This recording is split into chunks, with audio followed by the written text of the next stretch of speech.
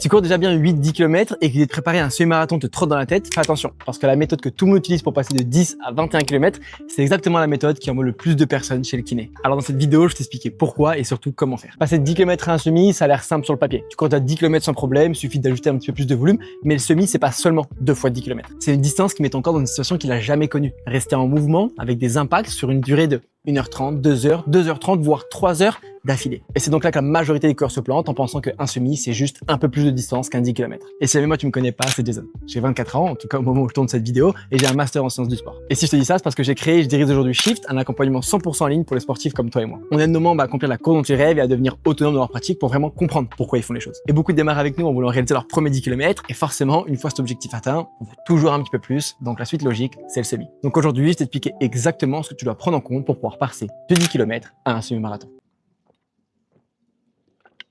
Pause. Fait chaud. Et la croyance la plus classique que je vois par rapport à ça, c'est juste que si j'ai couru 10 km à cette allure, juste à ralentir un petit peu, je vais pouvoir courir un semi. Mais le problème, c'est que oui, ton cœur et tes poumons vont s'adapter très vite, beaucoup plus vite que tes muscles, tes tendons et tes articulations. Parce que l'aspect cardio, que ce soit cardio-pulmonaire, cardiovasculaire, ça progresse en semaines, mais les tissus qui absorbent les impacts, eux, progressent en mois. Donc tu peux très bien déjà avoir le cardio en fait pour courir ces 21 km, mais le corps qui va te lâcher avant parce que tu n'as jamais préparé et tu n'as jamais exposé ton corps à cette distance. Et c'est pour ça qu'on voit autant de blessures, de tendinites, de périostite, des douleurs aux genoux, des syndromes de l'essuie-glace chez les personnes qui préparent un semi-marathon. Pas parce qu'ils manquent de motivation de cardio, mais parce qu'ils ont sauté l'étape de l'adaptation mécanique. Alors comment on construit cette transition correctement? Il y a 3 leviers sur lesquels tu peux jouer: la fréquence, le volume, l'intensité, et l'ordre dans lesquels tu les utilises, ça change tout. Et le premier levier, c'est la fréquence. Avant d'augmenter le nombre de kilomètres, augmente le nombre de fois où tu cours dans la semaine. Passer de 2 à 3 séances ou de 3 à 4 séances. Et pourquoi la fréquence en premier? Parce que courir souvent, même des petites distances, c'est ce qui va habituer tes tissus à l'impact sans les brusquer avec une seule grosse sortie longue. Prendre compte que chaque sortie nécessite de la récupération, et si tu fais une grande sortie, tu vas devoir mettre une grande récupération en place, alors qu'une petite sortie va nécessiter une plus petite récupération. Et donc tu vas pouvoir enchaîner,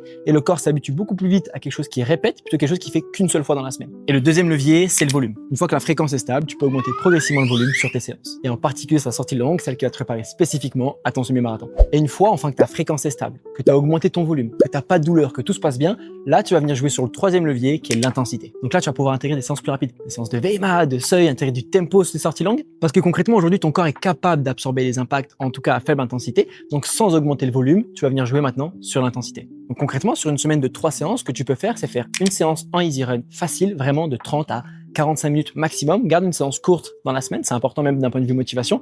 Limiter la friction et que tu te dises pas tout le temps dès que je vais courir, ah c'est 1 heure mais j'ai pas 1 heure devant moi. Non, 30 minutes c'est largement faisable, tu ajoutes du volume. Une séance de qualité, ça peut être des séances de seuil, des séances de VMA, ça va dépendre là de ton cycle, ok? Qu'est-ce que tu veux travailler comme qualité aujourd'hui? Est-ce que tu veux augmenter le toit? Est-ce que tu veux augmenter le plafond?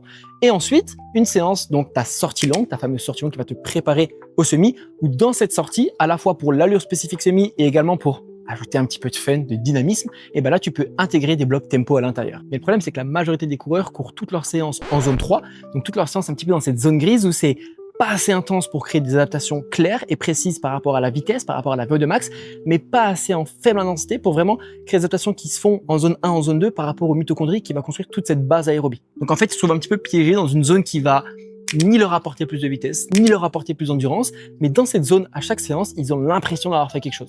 Mais même une sortie où à la fin, t'es facile, tu transpires un petit peu, mais tu aurais pu continuer, c'est une séance qui va être utile. C'est juste une séance qui t'a servi à accumuler du volume et construire plus de mitochondries, qui est essentiel du coup pour l'endurance fondamentale.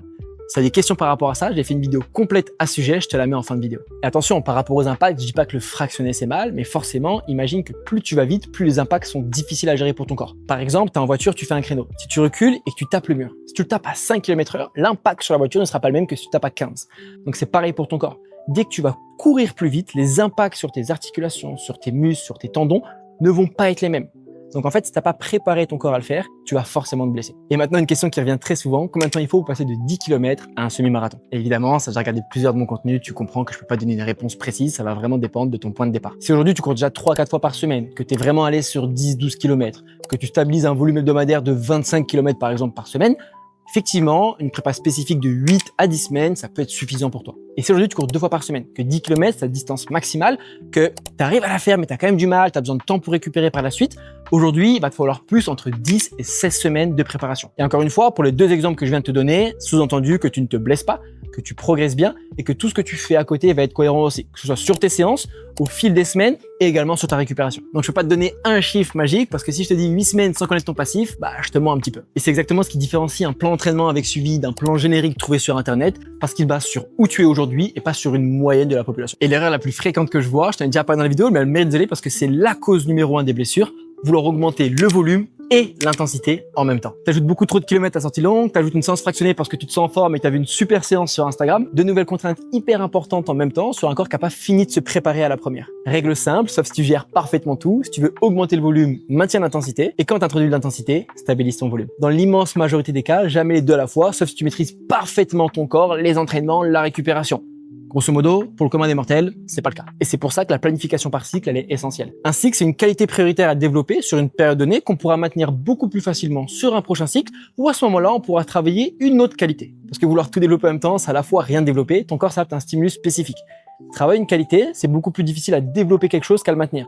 Tu vas développer cette qualité, ensuite tu pourras la maintenir pendant que tu vas développer une autre qualité. Et c'est comme ça que tu avances, cycle par cycle, pour arriver prêt le jour J. Parce que tu veux pas être prêt demain pour ta course, tu vas être prêt le jour de ta course. Donc fais les choses dans l'ordre et planifie par cycle. La durée d'un cycle, ça varie entre 4 à 10 semaines en fonction de la qualité que tu vas travailler, du temps que tu as avant ta course et aussi du besoin, la priorité que tu as à mettre pour cette qualité aujourd'hui en fonction de ton profil. Et dernier point, celui qu'on oublie presque toujours et je t'en ai déjà parlé, la progression, ça se fait pas que sur les entraînements, mais c'est aussi ce que tu fais entre les séances. Parce que sur 1 heure d'entraînement par jour, qu'est-ce que tu fais les 23 prochaines heures? Ça aussi, une grande importance. Parce que tes tissus s'adaptent pas pendant que tu cours, ils s'adaptent après, pendant la récupération. Parce que si t'enchaînes les sorties avec une mauvaise récupération, sans bien dormir, sans bien manger, tu casses le processus d'adaptation, même si ton plan est parfait sur le papier. Donc ce que je veux te dire par là, c'est que si demain tu veux augmenter la charge, augmente aussi la récupération. Et le plus important par rapport à ça, c'est le sommeil et l'alimentation. Et le sommeil vient en premier pour moi parce que tu peux pas faire des stocks de sommeil. C'est pas j'ai dormi 10 heures et 5 heures, ça me fait 7h30 sur 2 nuits. Non.